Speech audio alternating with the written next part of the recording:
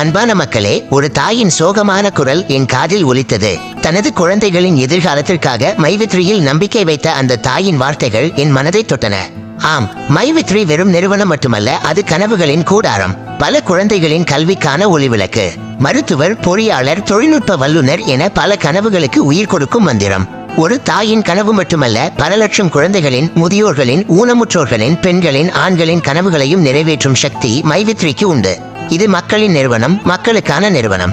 மக்களின் நம்பிக்கையை, கனவுகளை சுமந்து செல்லும் நிறுவனம். மைவித்ரியின் ஒவ்வொரு அடியும் ஒவ்வொருவரின் வாழ்க்கையையும் மாற்றும் வல்லமை கொண்டது. உங்கள் கனவுகளை நனவாக்க மைவித்ரி எப்போதும் துணை நிற்கும்.